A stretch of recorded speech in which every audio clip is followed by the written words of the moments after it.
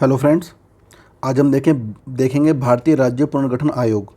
ठीक है, चलिए शुरू करते हैं। तो भारतीय राज्य पुनर्गठन आयोग के बारे में मैंने आपको बताया था, संविधान संशोधन में बताया था कि जो पुनर्गठन आयोग बनाया गया था वो 1956 में बनाया गया था। तो उसके बारे में आज हम सब एक ओवरव्यू लेंगे, ठीक से, बिल्कुल ठीक तरीके से, कि कौन कौन से आयोग बने और उन्होंने क्या क्या अपनी बात कही। चलिए, तो स्वतंत्र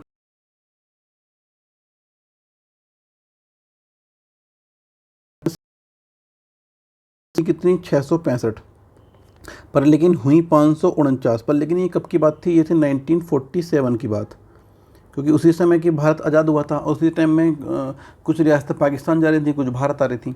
तो अब क्या हुआ कि 59 है। अब आप मुझे बताइए, 565 में से अगर आप 59 की बात करेंगे तो लगभग 17 रियासतें हो गई। जो 17 रियासतें हो गई, लगभग 17 हो गई ना, नहीं 16 हो गई। 16 रियासतें हो गई, जो कि आप सोच रहे होंगे कि पाकिस्तान गए होंगे, लेकिन नहीं। उसमें से क्या थी, 3 रियासतें ऐसी थीं जो कहीं भी नहीं गई थी ना। एक तो हैदराबाद, एक जूनागढ़ और एक जम्मू कश्मीर। ये क्या थी? ये स्वतंत्र रहनी चाहती थी, क्योंकि रियासतें, जो हैदराबाद थी बहुत बड़ी रियासत थी। इसका मन था कि मैं एक अलग देश बनाऊं, हैदराबाद।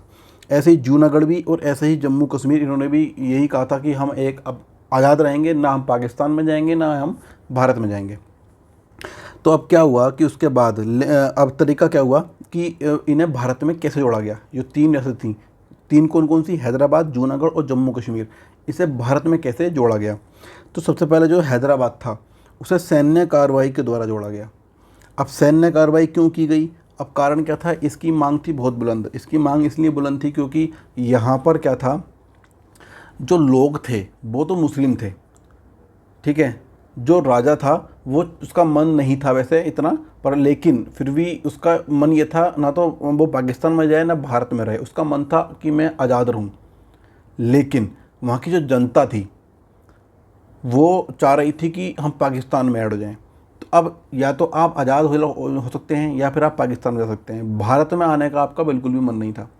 और ये जो था, भारत के बीचों बीच का हिस्सा था हैदराबाद। आपने देखा होगा नीचे आंध्र प्रदेश, और अगर आप पूरब में देखेंगे और पश्चिम में देखेंगे, तो पश्चिम में, जो अगर आप पश्चिम में देखेंगे तो पश्चिम में महाराष्ट्र और कर्नाटक के बराबर में है, और उधर है आंध्र प्रदेश के ऊपर जो हैदराबाद है, तो बीच में आ गया।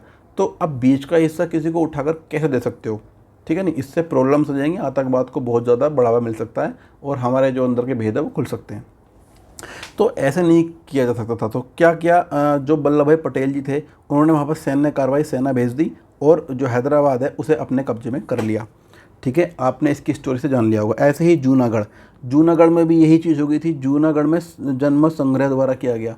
अब जनमत संग्रह इसलिए किया गया क्योंकि वहाँ की जनता जो थी वो हिंदू थी, और जो वहाँ का शासक था वो मुस्लिम था। तो वो चाहता था कि भाई हम पाकिस्तान में जाकर विलय हो जाएं। लेकिन वल्लभ भाई पटेल जी ने सीधा वहाँ पर पहुँचे, सेना पहुँची वहाँ पर, और वहाँ पहुँचे और सीधा कार्रवाई के द्वारा, नॉर्मल जनमत संग्रह के द्वारा, इसे जूनागढ़ को भारत में ऐड कर लिया गया। तीसरा था जम्मू कश्मीर। इसे विलय पत्र द्वारा किया गया। विलय पत्र क्यों आया भाई? विलय पत्र इसलिए आया क्योंकि जब आज के समय पर जो LOC बनी हुई है, लाइन ऑफ कंट्रोल, तो वो इसलिए बनी हुई है। अगर ये पहले ही भारत में ऐड हो जाते तो LOC कभी भी वो लाइन ही नहीं होती। LOC जो खिंची हुई है वहाँ पर, वो होती ही नहीं, और अगर होती भी तो बहुत पीछे होती। जो पूरा कश्मीर है, जो आज भी पाकिस्तान ने ऑक्युपाइड कर रखा है, ठीक है, वो हमारे पास होता। पर लेकिन बस बदकिस्मती है, ये कश्मीर के जो वो थे शासक, इन्होंने नहीं माना, और इन्होंने इतनी परेशानी क्रिएट कर दी सभी के सामने कि भारत में ये ऐड नहीं हो पाया।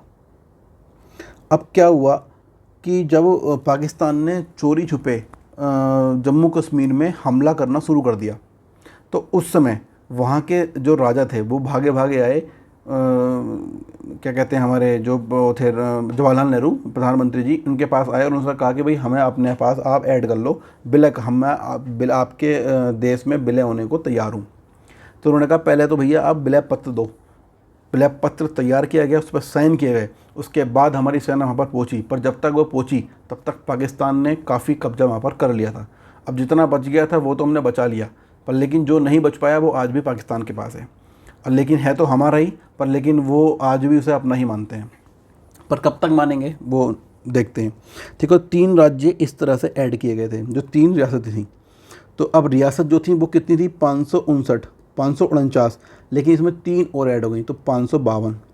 तो क्वेश्चन पूछा जाता है कि भारत में कितनी रियासतें ऐड हुई, तो 552 थी, कितनी, 565। ठीक है, इससे आप समझ गए। अब क्या हुआ, 1950 में भारतीय संविधान ने भारत को 4 वर्गों में विभाजित कर दिया था। भाग क्या क्या था, जहां ब्रिटिश भारत में गवर्नर का शासन था। भाग क्या था, 9 राज्य विधानमंडल के साथ शाही शासन।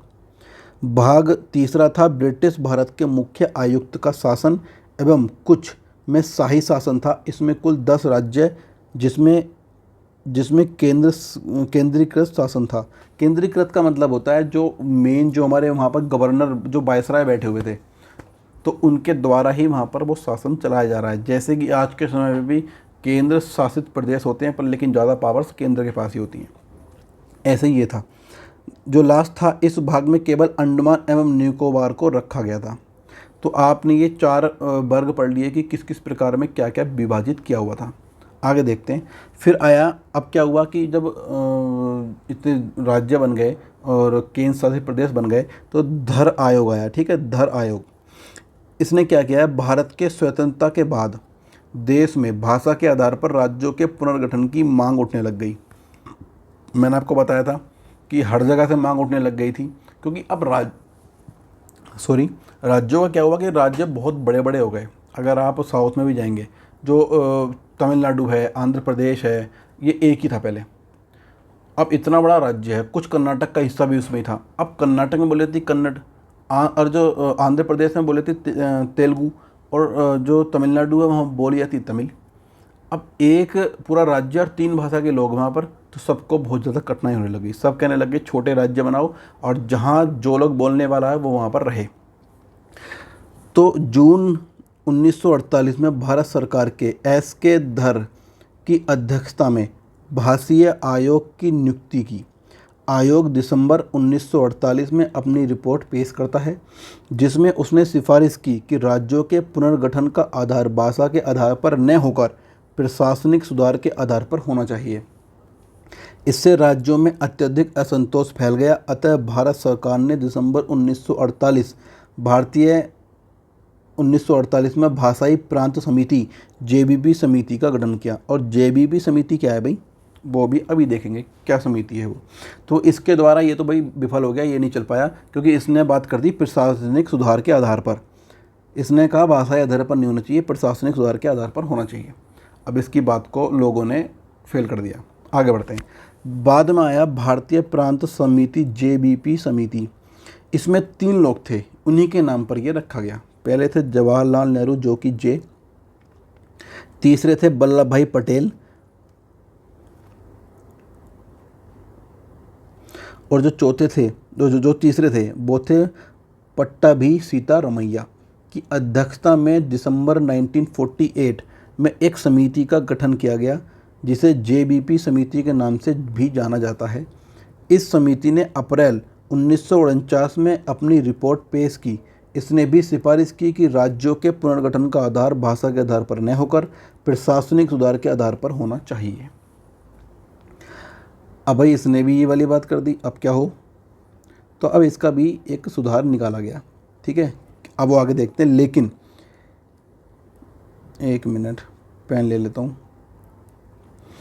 लेकिन इसके विरोध में लंबा आंदोलन हुआ और 56 दिन की भूख हड़ताल के बाद कांग्रेसी नेता पोट्टी श्रीरामुलु का निधन हो गया। याद रखिएगा, ये पूछा जा सकता है कि जब भाषाई आधार पर जो 1956 में राज्य बने थे, उससे पहले जो 56 दिन का लंबा भूख हड़ताल चली थी, किस व्यक्ति के द्वारा वहाँ पर अपने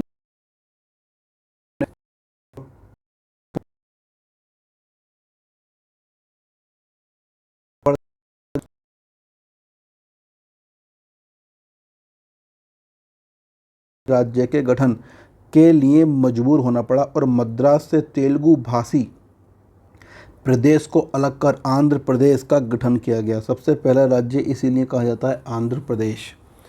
ठीक है, सबसे पहला राज्य था जो कि आंध्र प्रदेश बना था।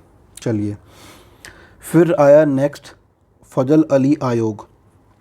इसमें क्या हुआ, आंध्र प्रदेश के गठन के बाद अन्य राज्यों में भी भाषा के आधार पर नए राज्यों के गठन की मांग बढ़ने लग गई। भारत सरकार ने दिसंबर 1953 में एक फजल अली की अध्यक्षता में एक 3 सदस्यीय समिति का गठन किया, जिसके सदस्य थे फजल अली जो कि अध्यक्ष थे, के.एम. फडिक्कर और तीसरे थे एच.एन. कुंजरू। ठीक है, इन तीनों के नाम आप याद रखिएगा, तीनों के तीनों जरूरी हैं। चलिए, फिर फजल अली आयोग ने अपनी रिपोर्ट 1955 में दी। इस बात को स्वीकार कर लिया गया कि राज्यों के पुनर्गठन में भाषा को मुख्य आधार बनाया जाना चाहिए, लेकिन इस समिति ने एक राज्य एक भाषा के सिद्धांत को अस्वीकार कर दिया। राज्य पुनर्गठन के लिए 4 महत्वपूर्ण कारक बताए। कौन कौन से? पहला, भारत की अखंडता एवं सुरक्षा का संरक्षण। दूसरा, भाषाई एवं सांस्कृतिक एकरूपता। तीसरा, वित्तीय, प्रशासनिक व आर्थिक तंत्र। चौथा, सभी राज्यों और पूरे देश में लोगों के कल्याण की योजना का संवर्धन। ठीक है, इन 4 कारकों के रूप में होगा जो भी होगा। फजल अली आयोग की सलाह पर भारत सरकार द्वारा 7वें संविधान संशोधन अधिनियम 1956 द्वारा राज्य पुनर्गठन आयोग 1956 स्थापित किया गया। इसके बाद 1 नवंबर 1956 को 14 राज्य और 6 केंद्र शासित प्रदेश का गठन किया गया। तो ये अब आपने सब चीज़ जान ली। भारतीय राज्य पुनर्गठन आयोग आपने पूरा पढ़ लिया, ठीक है, कि क्या था, बेसिक से लेकर हाई लेवल तक पूरा आयोग अब आप जान गए कि कौन कौन कब आया, कौन सा आयोग आया, उन्होंने क्या क्या बातें कही। अगर अभी तक आपने वीडियो लाइक नहीं की तो यार आप बहुत गलत कर रहे हो। ठीक है, वीडियो लाइक कर दो ज़रूर जाकर अभी, और सब्सक्राइब कर लो, और भैया शेयर कर दो, इसे आग की तरह फैला दो। कोई भी कमी नहीं दिखनी चाहिए आपकी तरफ से। जब मैं आपके लिए कोई कमी नहीं कर रहा हूँ तो आपको भी कोई कमी नहीं करनी है मेरे लिए, ठीक है। और यार मैं एक बार तो कहता हूँ, अब मैं लास्ट में कह रहा हूँ, तो प्लीज़ कर दो ना यार। एग्ज़ाम ओरिएंटेड 3.0 है, ठीक है, चैनल का नाम, तो इसे सब्सक्राइब कर दो और लोगों से भी कहो जिन्हें अच्छा कंटेंट चाहिए यहाँ पर मिलेगा, ठीक है। तो मिलता हूँ मैं आपसे भाइयों अगली वीडियो में। Thank you.